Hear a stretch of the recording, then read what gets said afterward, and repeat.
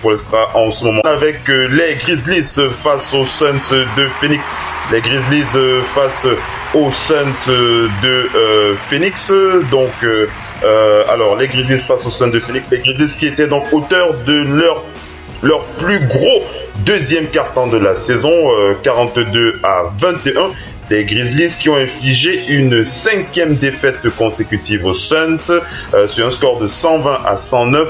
Tariq Evans a signé 27 points, Wayne Selden 17 points et l'écart est monté au moins jusqu'à 25 points. On rappelle que les Grizzlies sont actuellement les Grizzlies qui sont alors je regarde sur mon tableau de bord rapidement là, les Grizzlies, où est-ce qu'ils sont les Grizzlies? Les Grizzlies, alors que je ne m'embrouille pas là, je suis en train de cliquer sur mon tableau de bord, voilà, je vais retrouver ces fameux Grizzlies qui sont 12e de la conférence Ouest avec 18 victoires pour 31 défaites. Une équipe qui continue à souffrir. On rappelle que ce n'est vraiment pas leur saison aux Grizzlies de Memphis. Bon, je sais pas si Eddie, tu veux dire un mot sur les Grizzlies, sinon j'enchaîne. Sinon. Non, on peut enchaîner, mon frère. On peut enchaîner, les Grizzlies. On peut enchaîner. Et il n'y a pas de souci. Alors, on enchaîne avec l'équipe suivante, pardon. C'est les Celtics de Boston. Je l'ai dit tout à l'heure, les Celtics de Boston qui ont donc battu les Nuggets de Denver. On rappelle que les Celtics qui ont bien failli gâcher pour de bon une avance de 20 points acquise en première mi-temps. On rappelle que Kyrie Irving a marqué 10 de ses 27 points dans le dernier quart-temps.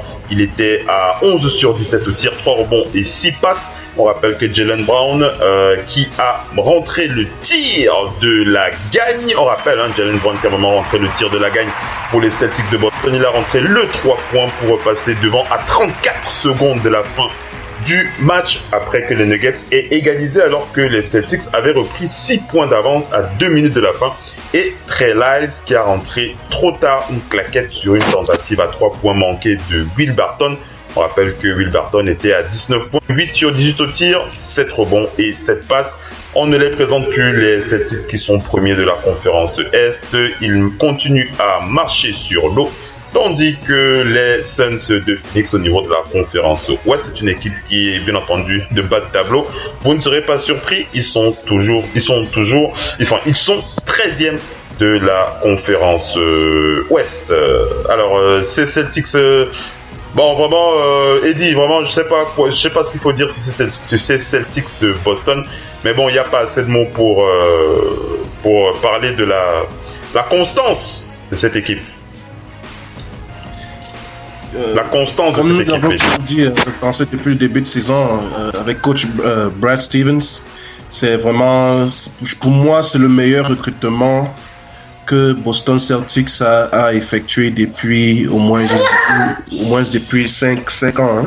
Oui. C'est-à-dire que c'est vraiment la clé du succès de Boston parce que on parle souvent de rendre les joueurs meilleurs et autres. Mais pour moi, je vois bien en lui vraiment ce coach-là qui rend ses joueurs meilleurs.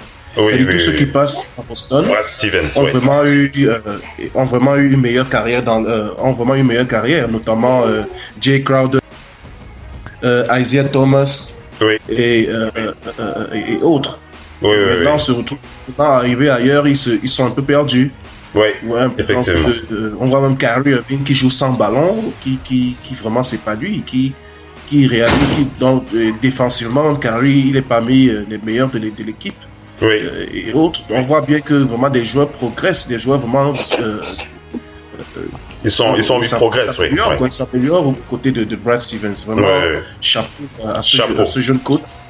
Et on a vu comment il donne du fil à retordre aussi à Golden State. Donc, c'est vrai. Même si Golden State est le dernier mot, mais ils ont quand même montré. Et, Missy, tu veux dire un mot? Vas-y. L'avantage, ce qu'il y a, c'est que Boston est une équipe résiliente. Quand vous êtes résilient, vous dites je vais perdre là, c'est pas grave. Mais c'est surtout qu'ils sont une équipe très inclusive. Ils font les efforts les uns pour les autres, les gens n'hésitent pas. Quand ils ont 20 points de retard sur le match à l'O2 Arena face aux Sixers, ils reviennent très rapidement parce qu'ils s'offrent en confiance parce qu'ils savent qu'à tout moment, ils peuvent mettre les shoots, ils peuvent rectifier ce qui ne va pas. Oui. Ils ont quelqu'un qui montre vraiment l'exemple. C'est Kyrie. Le match face à Golden State, le mano à mano entre lui et Steph Curry, c'est juste exceptionnel. Oui, c'était exceptionnel, ce mano à mano, comme tu le dis, Missy. Ouais. C'est juste exceptionnel, c'est juste que Steph Curry, vous lui laissez un centimètre, il vous met un tir à 3 points du milieu de terrain. Donc, quand vous avez un adversaire comme ça, vous êtes déjà dans l'exceptionnel. Vous êtes déjà dans l'exceptionnel, effectivement. Alors, Missy, on va enchaîner avec les Pacers d'Indiana face aux Hornets. On rappelle qu'ils étaient probablement fatigués par leur 4e match en 6 jours.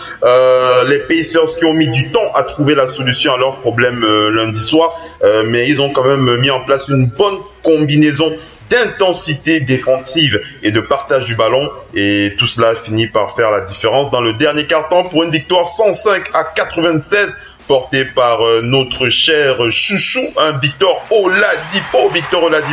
25 points, 11 sur 15 au tir, 5 rebonds, 3 passes.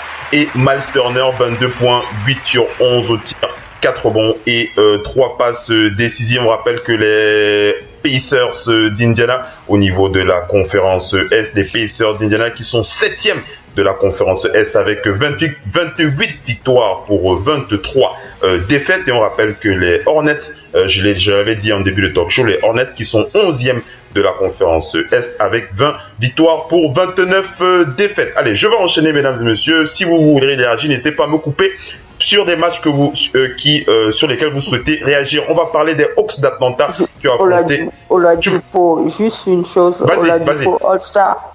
Oladipo All-Star, oui. C'est vrai, Oladipo All-Star. Oui. Il le méritait, non? Il le mérite, il le mérite, ouais. N'oublions pas qu'il a été drafté en deuxième position. Je me souviens que je disais en début de saison que s'il n'avait pas été sélectionné, ça aurait été une vraie faute professionnelle. Il est enfin en train d'exprimer ce talent qu'on connaissait. Et ce n'est pas parce que vous avez du talent que vous réussissez. C'est parce que vous parvenez à mettre en combinaison tout. Votre talent, le travail, tout suit. Il faut faire ça chez tout le monde. C'est pour ça qu'on voit les Joel Embiid et autres aussi bons. Les Mitchell aussi bons parce que ils n'ont pas simplement de talent, ils travaillent derrière. Ils travaillent. Voilà. Il travaille énormément. Allez, on va passer aux Hawks face aux Loups du Minnesota. On rappelle que c'était donc la 4e équipe de l'Ouest contre la dernière équipe de l'Est. Un match facile, a priori, et ça n'a pas été le cas puisque Ken Bazemore en a décidé autrement, auteur de 22 points. Ken Bazemore, le petit chouchou de notre collaborateur Simon Ama, je pense à qui on envoie un big up ce soir du côté de Angers. On rappelle que Ken Bazemore en a donc décidé autrement concernant le sort de son équipe. Il était auteur de 22 points. Il a donné un avantage intéressant, 99 à 96, un avantage définitif aussi. On rappelle que avec un tir à 3 points à 2 minutes de la fin avant de sortir un gros chase down block sur son ancien coéquipier Jeff Teague, puis d'assurer un dernier lay-off pour maintenir un petit écart. On rappelle que les Hawks, qui restaient sur 3 défaites, s'imposent 105 à 100. L'équipe a remporté 6 matchs consécutifs à domicile contre des équipes de la conférence Ouest cette saison. On rappelle que les Hawks d'Atlanta sont au classement de la conférence Ouest. Les Hawks qui sont 14e, donc avant-dernier de cette conférence Ouest, et je l'ai dit tout à l'heure que les Loups du Minnesota qui sont actuellement 4e de la conférence Ouest. Et enfin, on va terminer cette partie résumée avec le dernier match qui s'est joué du côté des Bucks face aux Sixers de notre chouchou Joel Embiid de Process. On rappelle que ça continue à rouler pour les Bucks qui sont Jason Kidd. Vous ne remarquez pas ma larme à l'œil, mais j'ai toujours une larme à l'œil lorsqu'il s'agit de penser à ce limogeage de ce bon vieux Jason Kidd. D'ailleurs, on va un peu faire pleurer Eddie aussi. Je crois qu'il est un peu de mon avis. Giannis Antetokounmpo, 31 points, 10 sur 22 au tir, 18 rebonds, 6 passes. Chris Middleton, 19 points, 7 sur 19 au tir, 7 rebonds, 6 passes. Mathieu Delavedova, donc on rappelle que les Bucks ont remporté un 4e match consécutif cette nuit en demenant les Sixers sur un score de 107-85. On rappelle que les Bucks ont resserré leur défense après avoir laissé leurs adversaires marquer 22 de leurs 26 points dans la raquette. Eddie, un petit mot sur les Bucks, un petit mot sur Jason Kidd, un petit mot sur les Sixers. Les Bucks, une équipe jeune, oui, très vaillante et beaucoup d'enthousiasme. Vraiment, dommage vraiment que le management prenne une direction différente en limogeant le coach Jason Kidd, qui a vraiment été pour beaucoup dans le progrès de ses joueurs clés, notamment Giannis. Oui. On aurait espéré qu'ils patientent au moins le retour de Jabari Parker afin de voir ce que ça va donner jusqu'en fin de saison, avant de prendre la décision adéquate. Parce que je me dis, ils jouent bien quand même en l'absence de Jabari Parker. Bien sûr. Et Jabari Parker, si il revient, déjà son retour est annoncé quelque part vendredi, si je ne me trompe pas. Oui, j'ai vu ça aussi. Donc si ils auraient pu attendre, être patients, voilà, ok, avec Jabari Parker, qu'est-ce que ça va donner pendant les playoffs, ou jusqu'où pourrait-il aller, et si vraiment ça devient comme une sorte d'échec pendant les playoffs, là on aurait compris cette décision, mais vraiment c'est difficile. C'est difficile, et je me dis, ça motive de plus en plus les joueurs à ne plus penser trop à la loyauté vis-à-vis de leur franchise. De toute façon, ils se disent, voilà, nous nous engageons avec cette équipe, nous y mettons notre cœur, nous nous investissons. Nous sommes proches de nos coachs qui nous ont vraiment aidés à progresser, et voilà, sans notre avis, on les limoge, et sans notre avis, on nous transfère ailleurs, et ainsi de suite, et ainsi de suite. Peut-être qu'il est temps que nous pensions beaucoup plus à nous-mêmes désormais, penser à l'intérêt de la franchise en premier. Donc, c'est vrai. C'est vrai. Mais je leur souhaite vraiment le meilleur pour la suite. On leur souhaite le meilleur. Missy qui veut dire un mot? Oui, c'est une justification que tu donnes là. Mais les joueurs savent très bien en entrant dans cette ligue. C'est comme ça, tu connais les règles du jeu. Jason Kidd n'était pas en bon terme avec son employeur. Le management, les gens te payent, tu fais ce que tu veux, on te demande de faire ça. Tout employeur est fini par te limoger. Sauf que le dessous de l'affaire n'étant pas public, il a été limogé comme ça, tout le monde incrimine l'employeur, mais on ne sait ni le début de l'histoire, ni comment le fin de l'histoire. C'est vrai. Maintenant, Giannis Antetokounmpo doit faire gagner cette équipe et passer à autre chose. Et la victoire des Bucks, c'est logique parce que les Sixers, s'ils veulent aller loin, ils vont pas longtemps pouvoir jouer sans Embiid. Sans Embiid, quasiment vous perdez tous les matchs.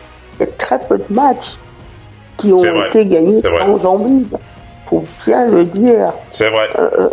Il est là, il est omniprésent, il doit être là. En plus, la mauvaise communication des Sixers qui disent il va commencer à jouer les back-to-back.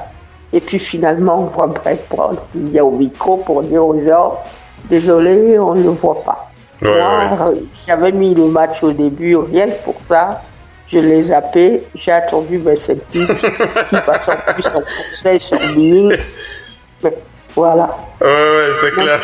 C'est clair. Allez les amis, c'est parti pour la partie résumé. On va attaquer rapidement la dernière partie de ce talk show avec les dossiers de la semaine. Il y a 2 dossiers que l'on va rattaquer ensemble ce soir. Bien entendu, on est obligé de parler du trade qui fait parler, le trade qui fait bavarder, le trade qui fait couler la salive. Il s'agit bien entendu de Blake Griffin aux Pistons de Détroit. Mais avant ça, je ne sais pas si vous avez entendu parler, il y a un trade aussi concernant notre cher Mirotic qui est en train de se nouer, mais apparemment il s'est dégoupillé. On va dire ça comme ça. On reviendra sur le détail, c'est dans moins d'une minute. Restez bien connectés à tout de suite.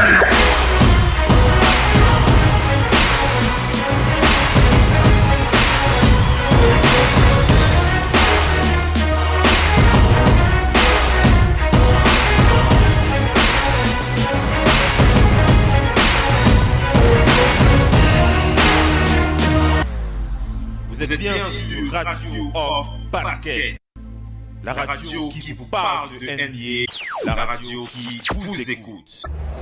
Basketball, c'est mieux à la radio. Parce que pas de nous emmerder, ils passent leur temps à se foutre sur la poire. À propos de leur mère, si tu savais comme elles sont tard. Allez Ouais, vous là dans le trou. Tu te rappelles de Raymond? Un pas pour toi. Je suppose qu'il doit être en conditionnel. Je me demande bien comment on a pu le libérer sur parole, ce mec. Quant à ces deux-là, on ferait peut-être bien de s'en méfier. Lui, c'est Flight, lui, Willy. Ils savent jouer, ces mecs, c'est eux qu'on aura en finale contre nous. Ouais. Oh, c'est chiant ce jeu, c'est trop facile. Non, ce jeu c'est trop facile. C'est trop facile. Non, ce jeu c'est trop facile. Ouais.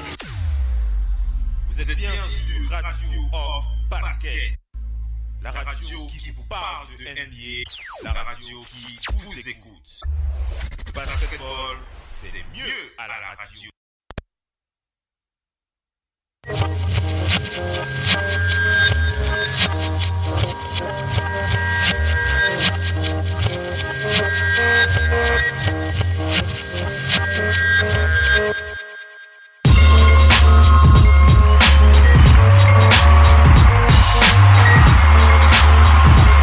Allez les amis, on rattaque la rubrique du off avec la question, les dossiers chauds de la semaine. Et bien entendu, je l'ai dit en début, avant de rattaquer bien entendu cette partie, on va faire le point sur Blake Griffin. Mais avant, un petit point sur ce qui se passe du côté des Bulls avec le trade qui concerne Nikola Mirotic. Ce trade qui était très chaud il y a encore quelques heures. Il a donc été, on va pas dire annulé, mais on va dire que le trade est plutôt en suspens, puisque je vous rappelle les résumés de cette info. Nikola Mirotic aux Pelicans contre Azic plus un tour de draft. C'était ça le trade qui devait se mettre en place, mais pour que cela marche, il fallait que Nikola Mirotic, qui a une option pour l'an prochain, il souhaitait que cette option soit activée immédiatement, sinon bien entendu il refusait de donner son accord pour ce trade. On rappelle que ça fait partie de ses droits, donc il a le droit de refuser le trade si bien entendu on ne lui accorde pas son option tout de suite, on va dire ça comme ça. Et bien entendu, comme les Pelicans n'ont pas les finances pour soutenir bien entendu cela, pour l'instant le trade a été avorté. Mais selon d'autres sources, selon certains médias finlandais, selon certains médias finlandais, il semblerait que Nikola Mirotic, il ne sait pas qu'il semblerait, il y a des sources très sûres qui précisent qu'il va devenir papa. Il va devenir papa, notre cher Nikola Mirotic. Nikola Mirotic va devenir donc papa très prochainement. Et d'autres sources, selon certains médias finlandais, préciseraient que vu que sa copine va accoucher, il ne serait pas pressé de partir. Bon, moi je pense que plutôt il y a aussi l'affaire des thunes là-dessous qui est quand même assez importante. Eddie. Oui. Eddie d'abord et après Missy. Eddie.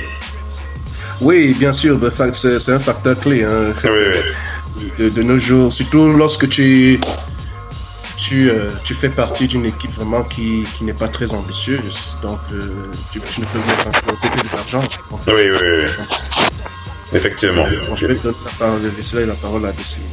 On va voir ce qui va venir de ce trade, de ce mouvement, puisque les Bulls ne vont pas abandonner, les Bulls qui vont continuer à chercher des solutions. Mais si tu voulais dire un mot. Non, il ne peut pas s'asseoir sur l'argent. Oui. D'autant plus qu'il ne sait pas si l'année prochaine, qu'est-ce qui va se passer. Oui. C'est mieux de sécuriser l'affaire aujourd'hui. Hein. Oui, c'est sûr. C'est sûr que c'est mieux de sécuriser l'affaire tout de suite. Hein. Donc voilà, Nikola Mirotic qui est encore un Bulls en ce moment.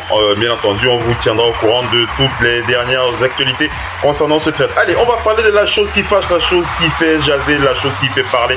C'est le trade de Blake Griffin. Blake Griffin qui est aux Pistons de Détroit. On rappelle que les Pistons ont envoyé aux Clippers Avery Bradley, le chouchou de notre fan ici présent ici. Avery Bradley qui a été envoyé aux Clippers avec Tobias Harris qui est aussi l'un de mes chouchous. On rappelle que c'était quand même l'un des meilleurs shooters de cette conférence Est. Tobias Harris, Boban Marjanovic et un premier choix de draft 2018 et un second tour de draft 2017. Alors je répète, hein, les Pistons qui ont envoyé aux Clippers Avery Bradley, Tobias Harris, Boban Marjanovic, un premier choix de draft 2018 et un second tour de draft 2019 contre la superstar Blake Griffin ainsi que Willie Reed et Bryce Johnson. On rappelle que l'intéressé Blake Griffin a été assez déçu, assez surpris de ce trade, puisque je vous lis ses dernières déclarations. Il a dit: j'ai eu besoin d'une nuit entière pour digérer et réfléchir à ce qui s'est passé, de ma place de premier choix de la draft à Lob City en passant par 6 qualifications de suite aux playoffs. Je suis très fier de faire partie du succès des Clippers. C'était chez moi, c'était ma maison depuis mon arrivée en NBA et je suis éternellement reconnaissant envers la ville pour m'avoir accueilli et soutenu. Aux fans, vous avez été énormes à chaque étape de mon parcours. Merci pour ces années de soutien. Je suis prêt désormais pour un nouveau chapitre pour aider les Pistons à faire une percée dans la conférence Est. Voilà pour les déclarations de Blake Griffin. Et avant de passer la parole à Eddie, Eddie, tu es là? Eddie? Oui, je suis là. Oui, je vais enchaîner avec une petite analyse concernant l'apport, bien entendu, de Blake Griffin, puisque la question qu'on se pose, c'est quelle est l'équipe qui est gagnante, hein? Est-ce que les Pistons de Détroit sont forcément gagnants avec l'arrivée de Blake Griffin à Détroit? Alors, on va quand même rappeler que Blake Griffin, c'est un joueur qu'on ne présente plus au niveau de son statut de All-Star, hein, au niveau de ses performances, au niveau de ses statistiques, pardon. On sait ce qu'il est capable d'apporter au niveau statistique. Bien entendu, on n'oublie pas que c'est un joueur qui a été longtemps blessé. Il a été, c'est un risque, hein, c'est un gros risque, hein, que les Pistons ont pris en intégrant Blake Griffin. Mais il faut quand même préciser que pour Stan Van Gundy, on rappelle que c'est sa 4e année, hein, avec les Pistons de Détroit. On rappelle que Stan Van Gundy a vraiment joué le tout pour le tout, hein. Il a vraiment joué le tout pour le tout afin de fournir des résultats à son proprio. Stan Van Gundy qui a vraiment joué toutes ses cartes, hein, sur ce trade en intégrant Blake Griffin qui va donc rejoindre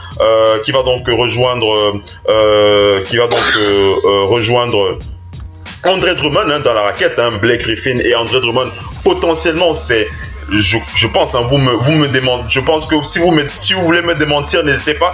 Mais potentiellement, Blake Griffin et André Drummond, c'est quand même le secteur intérieur le plus costaud de la conférence Est, hein, potentiellement parlant.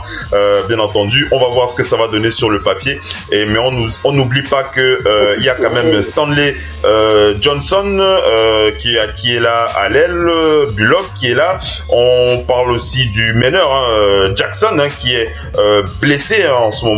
Jackson qui doit revenir au meilleur de sa forme pour soutenir cette équipe. On va voir ce que ça va donner. C'est vrai que j'ai été assez surpris de voir ce trade, mais potentiellement parlant, si les cartes de Stan Van Gundy sont bien positionnées, ça pourrait donner quelque chose d'intéressant pour cette équipe des Pistons de Détroit. On va faire réagir Eddie et après Missy. Eddie, comment tu réagis? Eddie et après Missy. Hein? Eddie? Oui, bon, lorsque nous parlons de qui a gagné le trade, oui, c'est difficile à dire parce que d'un côté, on a l'impression que les Clippers ont l'intention de tout bouleverser, de tout recommencer à zéro. Oui. Parce que non seulement ils ont ils ont fait transférer Blake Griffin, mais aussi ils ont l'intention de faire transférer DeAndre Jordan et Lou Williams. C'est vrai. Donc, on a l'impression que c'est comme s'ils veulent tout bousiller et reprendre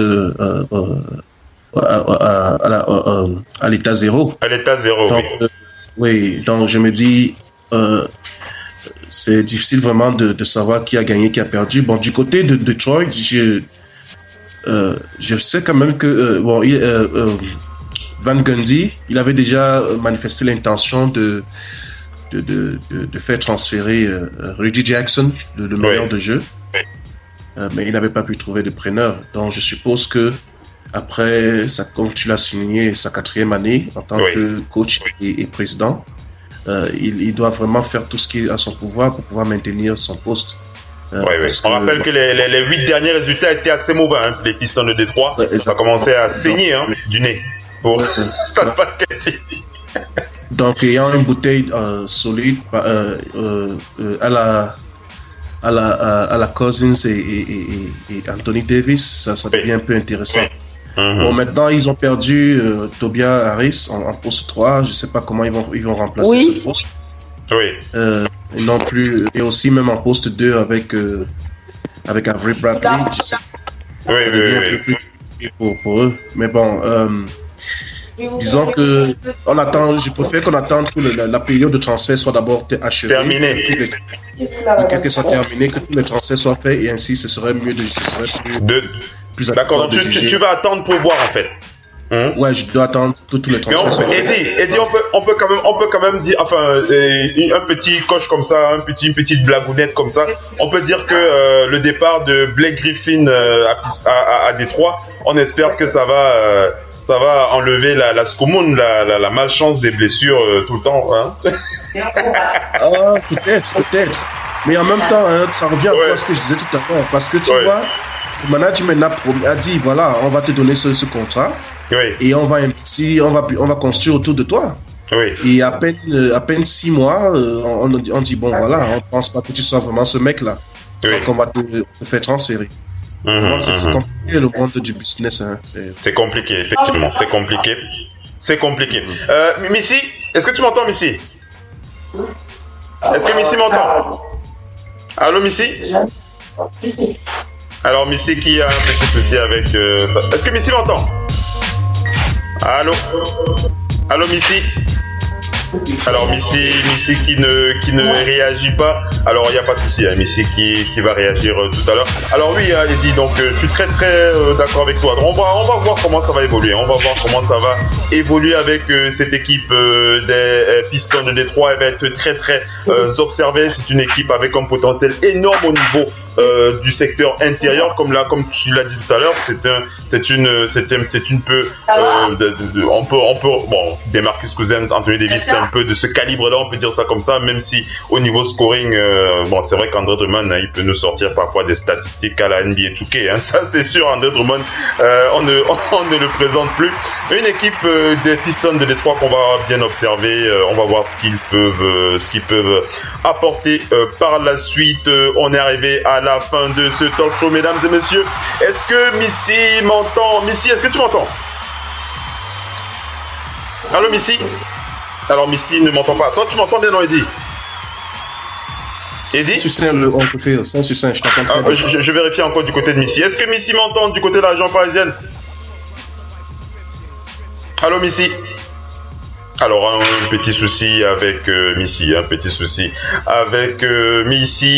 Missy qui ne répond pas, ce n'est pas grave. On est arrivé pratiquement à la fin de ce talk show, mesdames et messieurs. Voilà, voilà comment ça se passe pour le retour sur le parquet de la radio avec de Big NBA Show. On va vous donner rendez-vous pour la suite de nos prochaines éditions. Ce sera jeudi à partir de 21h30 avec NBA No Limit.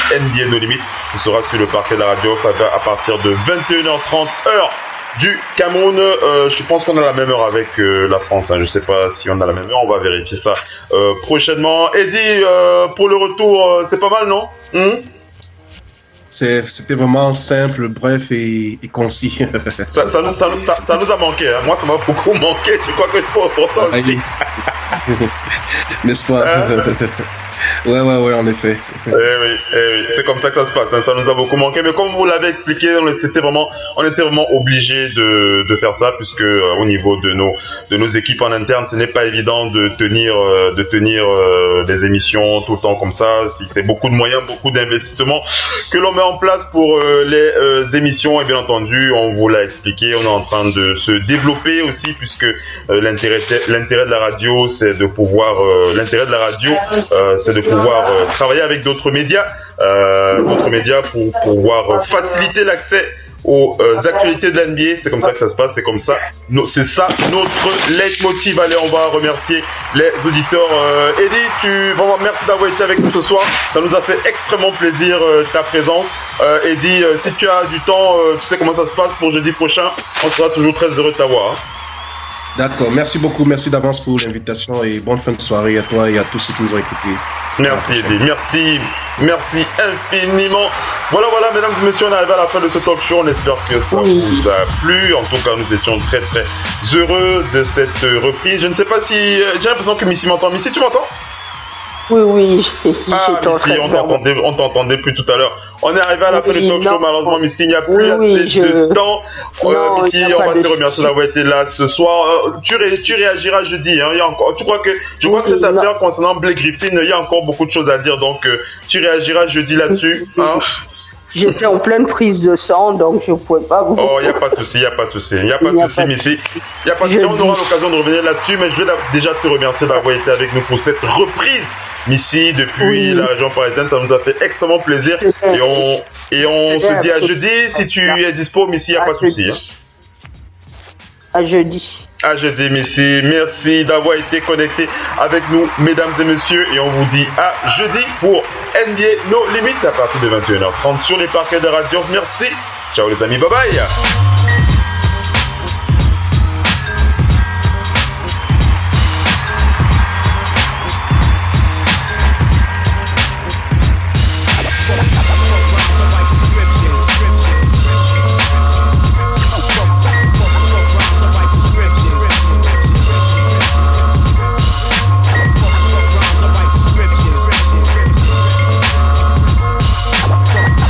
This season can't come soon enough. Why NBA history is always being rewritten. And why this game is about more than just basketball. There's a reason this fall is gonna be hotter than the summer. Why 2 seconds can feel like an eternity. And why any city can become the center of the universe.